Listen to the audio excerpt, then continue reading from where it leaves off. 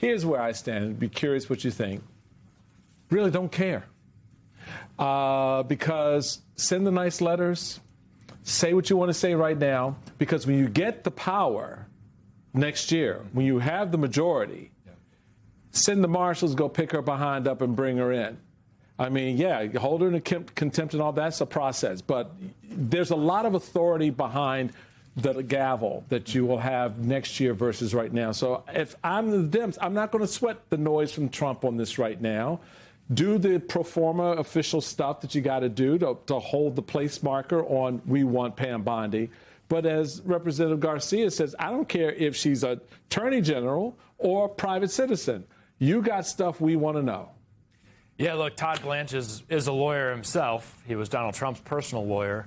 He knows that the statement the Department of Justice put out is total BS. The fact that she was fired doesn't absolve her of the legal responsibility to comply with the subpoena. And I agree with what you said about next year, perhaps, right, but I'm not giving up on this year. She's still under a legal obligation to appear on April 14th.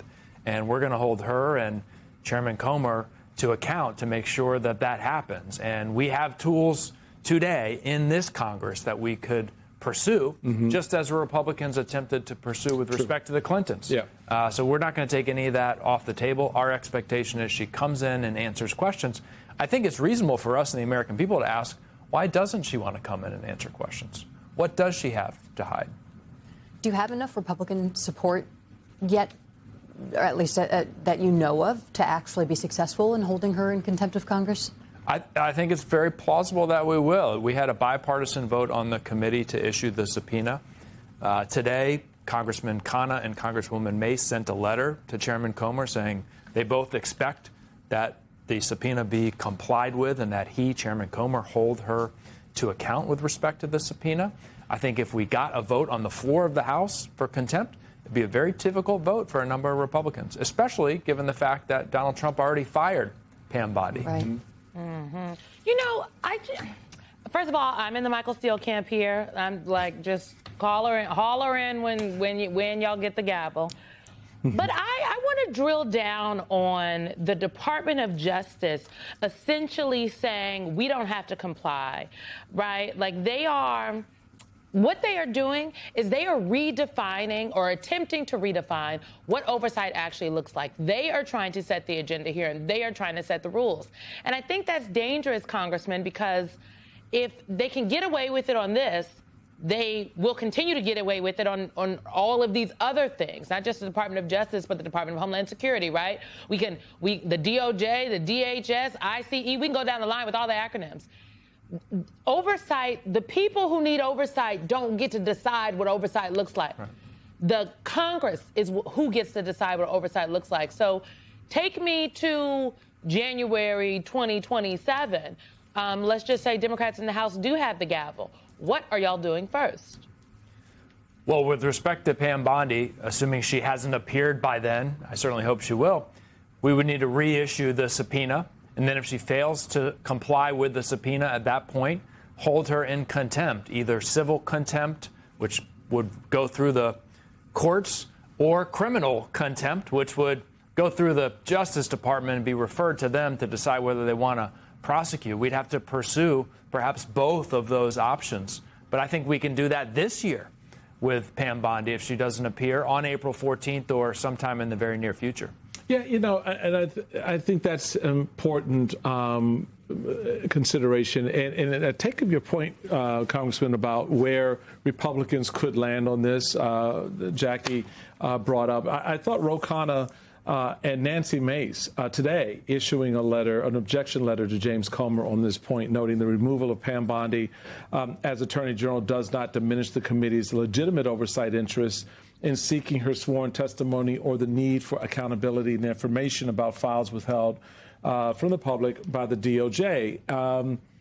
And that, for me, sets up very nicely what Simone just put on the table.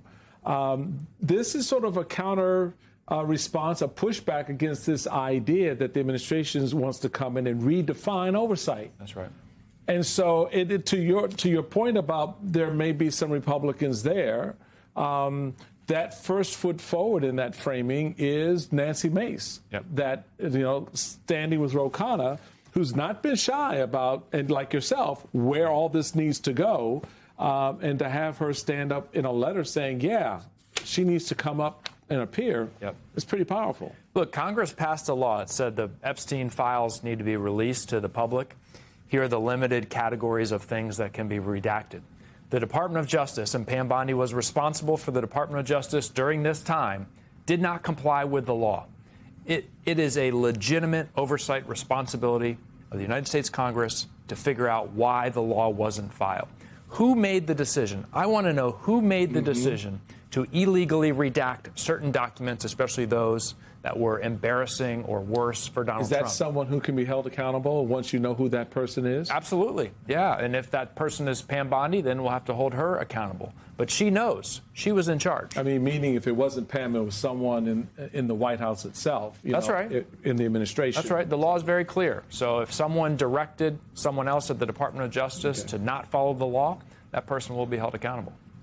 Imagine with Pam Bondi being a private citizen, and if Democrats take back the majority in November, that subpoena power to actually get her to provide information is going to be even more powerful. But I want to ask some procedural questions.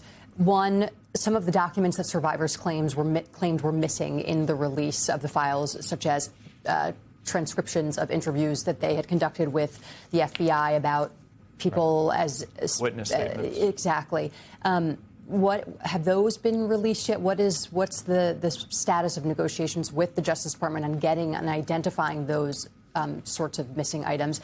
And then who is next on the subpoena list? We know our colleague Michael Schnell reported yesterday that Bill Gates is now set to testify before Congress about his relationship. Who else is on the list? Well, with respect to your first question, if we listen to the survivors, they have been very clear that those witness statements that you just described, a number of them have not been released. They know those statements exist because they made them, and they haven't been released. In terms of negotiations with the Justice Department, the acting Attorney General Todd Blanche reiterated that all the files have been released, despite the fact that we know that 2.5 to 3 million files haven't been released. So we're going to continue pushing on that. We have a number of additional depositions and transcribed interviews coming up. You mentioned Bill Gates. There will be others following that. But I think right now we really are going to focus on Pam Bondi and getting her in on the 14th. And I think that could lead to additional individuals that we might want to talk to who are still in the Department of Justice or in the Department of Justice while she was there. Have any whistleblowers, current or former DOJ officials who are staffers who've been involved with these redactions come forward as whistleblowers? Not to my knowledge.